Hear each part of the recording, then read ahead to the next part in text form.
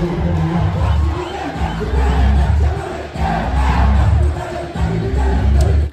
All, എല്ലാവർക്കും പുതിയൊരു വീട്ടിലേക്ക് സ്വാഗതം.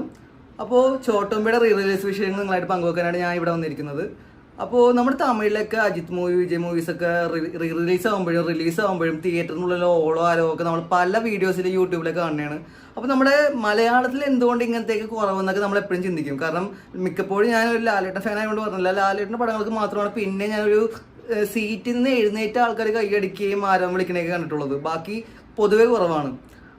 അങ്ങനെ ഇരിക്കുമ്പോഴാണ് ഒരു 18 വർഷം മുമ്പ് റിലീസ് ചെയ്തൊരു പടം പിന്നെയും റിലീസ് ചെയ്തിട്ട് അതിന് തിയേറ്ററിൽ ഒരു മനുഷ്യൻ പോലും ഇരിക്കാതെ കൈയടിച്ച് ആർത്ത് വിളിച്ച് തിയേറ്ററിൽ പൂരപ്പറമ്പാക്കുന്ന ഒരു സീൻ കാണുന്നത് നമ്മുടെ ചോട്ടോമ്പ തന്നെ. കാരണം 2007 പടം ഞാൻ സ്കൂളിൽ എന്തോ പഠിക്കണമായിരുന്നു. അന്ന് എനിക്ക് തിയേറ്ററിൽ പോയി കാണാനുള്ള ഭാഗ്യം ഉണ്ടായിരുന്നില്ല. പക്ഷേ ഞാനത് മോസർ ബെയറിൻ്റെ തോന്നുന്നു DVD ഇട്ടിട്ടായിരുന്നു ആ പടം കണ്ടിരുന്നത്. അന്നോട്ട് എനിക്ക് ആ പടം ഭയങ്കര ഇഷ്ടമാണ്. കാരണം അൻവർ റഷീദ് എന്ന് പറഞ്ഞൊരു കൊമേഴ്ഷ്യൽ എൻ്റർടൈനർ ആയിട്ടുള്ള ഡയറക്ടർ, അദ്ദേഹത്തിൻ്റെ രണ്ടാമത്തെ പടം, അതായത് ആദ്യത്തെ പടം രാജമാണിക്ക് കഴിഞ്ഞിട്ടുള്ള സെക്കൻഡ് പടം ലാലേട്ടനായിട്ട് കൈയോർക്കുമ്പോഴേക്കും ഒരു കൊച്ചി ബേസ്ഡ് സ്റ്റോറി ആയിട്ട് നമ്മൾ ഇതുവരെ കാണാത്ത രീതിയിൽ ലാലേട്ടനെ ഫ്രീക്കായിട്ട് തമാശയും ഇടിയൊക്കെ ആയിട്ട് ആ പടത്തിൽ വന്നവരും പോയവരും എല്ലാം അഴിഞ്ഞാടിയൊരു പടമായിരുന്നു ചോട്ടോമ്പൈ.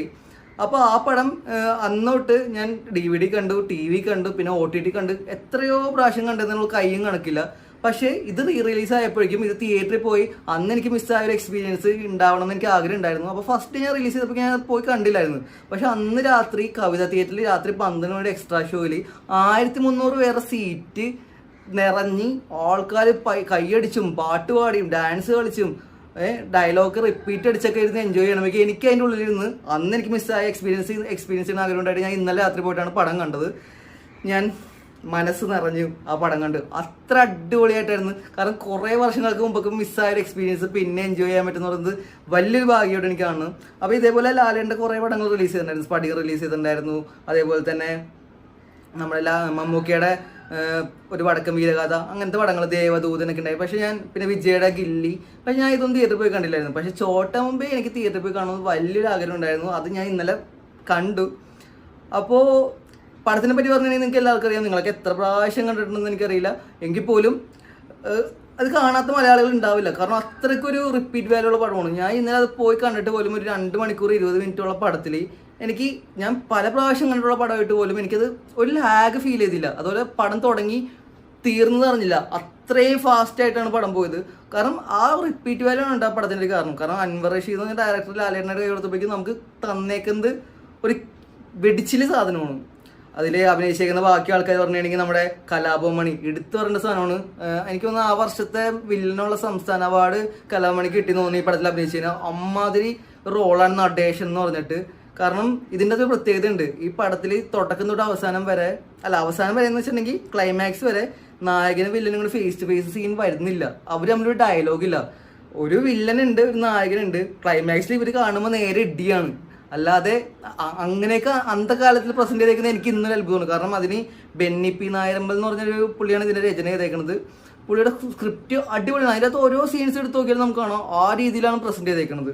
പിന്നെ നമ്മുടെ ജഗതി ശ്രീകുമാറിന് പടക്കം ബഷീർ എന്ന് പറഞ്ഞിട്ട് പൂണ്ട് വിളയാടിട്ടുണ്ട്. ഒരു മറ്റേ ബൂട്ട് കട്ട് പാൻറ്റും ഓറഞ്ച് കളറൊക്കെ ഇട്ട് വന്നിട്ട് മറ്റേ കണ്ടിട്ടുണ്ടെങ്കിൽ അറിയാം ഷക്കീലയുടെയൊക്കെ ആ സീനിൽ പുള്ളി ഏത് രീതിയിലാണ് അത് പെർഫോം ചെയ്ത് വെച്ചേക്കുന്നത്.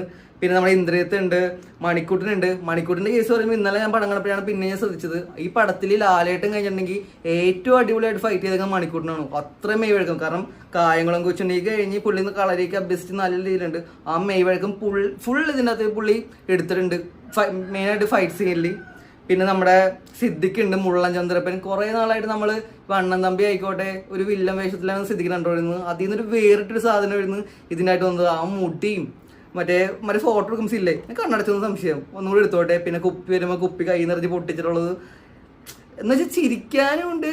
എന്നാൽ ആ ഒരു തലാഗ്യാങ് എന്ന് പറയുന്നത് നമുക്ക് എല്ലാം ഫേവറേറ്റ് ആണ്. പിന്നെ ബിജുക്കുട്ടൻ്റെ ഇൻട്രോ ഒക്കെ തിയേറ്ററിൽ ചുമ്മാ കയ്യടിയുടെ പൂരം വരുന്നു.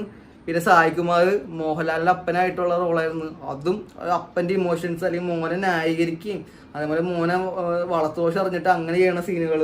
പിന്നെ രാജംപിതേവ്, പാമ്പ് ചാക്കോ, അതിലൊക്കെ സീനുണ്ട്. ഈ രാജംപിതേവിൻ്റെ തലയിലേക്ക് വെള്ളം ഒഴിക്കുമ്പോഴേക്കും മറ്റേ ഷൂട്ടിംഗ് ആണെന്ന് മറന്നു പോയിട്ട് അതുകൊണ്ട് ലാലേട്ടൻ ചിരിക്കുന്ന കുറേ സീൻസ് ഉണ്ട്. അതൊക്കെ നമുക്ക് തിയേറ്ററിൽ പോയിരുന്ന് കാണാം. പിന്നെ മണിയമ്പിള്ള രാജു ഉണ്ട്, മല്ലിക സുകുമാരനുണ്ട്. വിനായകന് നല്ലൊരു റോള്, നല്ലൊരു കലാമഴനായിട്ടുള്ള വില്ലൻ റോൾ കിട്ടിയത് ഈ പടത്തിലാണ്. അങ്ങനെ ഈ പടത്തിൽ അഭിനയിച്ചവർ എല്ലാം നല്ല പൂണ്ട് വിളയാടി പോയിട്ടുണ്ട്. ഈ പടത്തിൽ ഏറ്റവും ഹൈലൈറ്റഡ് എനിക്ക് പറയാനുള്ളത് ഇതിൻ്റെ മ്യൂസിക് ഡയറക്ടറാണ്. അതായത് രാഹുൽ രാജ് എന്ന് പറഞ്ഞ മ്യൂസിക് ഡയറക്ടറിൻ്റെ ഫസ്റ്റ് പടമാണ് ഇത്.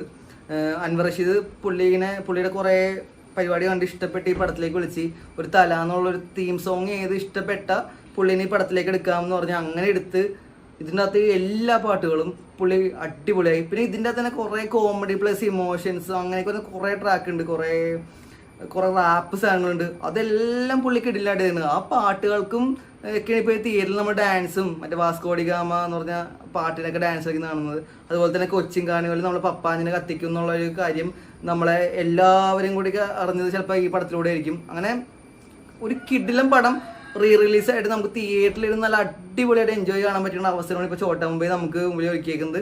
അപ്പോൾ നിങ്ങളൊക്കെ ഒരു റിലീസ് പടം ലാലേട്ടൻ്റെ ഒരു പക്ക രോമാഞ്ചിഫിക്കേഷൻ മറ്റേ ട്വിനി പാപ്പച്ചൻ പറഞ്ഞ മാതിരി തിയേറ്റർ കുലുങ്ങണയൊക്കെ കാണുന്നുണ്ടെങ്കിൽ ഏറ്റവും നിങ്ങളുടെ അടുത്തുള്ള ഏറ്റവും കപ്പാസിറ്റി ഉള്ള പടങ്ങൾ, ഇത് ഞാൻ പറഞ്ഞ പോലെ മൾട്ടിപ്ലക്സിലൊക്കെ പോയി ഒരു 4K സ്ക്രീനിൽ മറ്റേ കൈകെട്ടിയിരുന്ന് കാണണമില്ല. നിങ്ങളുടെ അടുത്തുള്ള ഒരു പക്ക ലോക്കൽ തിയേറ്ററിൽ പോയിട്ട്, ഇപ്പോൾ എറണാകുളത്തുള്ളവരാണെങ്കിൽ ഞാൻ ഏറ്റവും കൂടുതൽ നിങ്ങൾക്ക് റെക്കമെൻഡ് ചെയ്യുന്നത് കവിത തിയേറ്ററിൽ പോയി കാണാനാണ്. കവിത തിയേറ്ററിൽ പോയി കാണാം. 1300 സീറ്റുള്ള കവിത കുലുങ്ങുന്നത് നിങ്ങൾക്ക് കാണാൻ പറ്റും.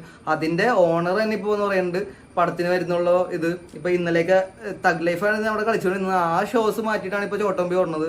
ഇപ്പോൾ എടപ്പള്ളിയിൽ വനിതാ വിനീത് നോക്കുകയാണെങ്കിൽ അവിടെ ഇപ്പോൾ രാത്രി 2 ഷോ ഉണ്ട്. അങ്ങനെ എല്ലായിടത്തും കൂടിക്കൊണ്ട് തന്നെയാണ്. ഇപ്പോൾ പണ്ട് 2003 കോടിയാണ് കളിച്ചിട്ടുണ്ടെങ്കിൽ ഇപ്പോൾ ഒറ്റ ദിവസം കൊണ്ട് തന്നെ 1 കോടിയായി. ഇനി ഷോസ് ഇൻക്രീസ് ചെയ്തിട്ടുണ്ടെങ്കിൽ അത് കൂടും.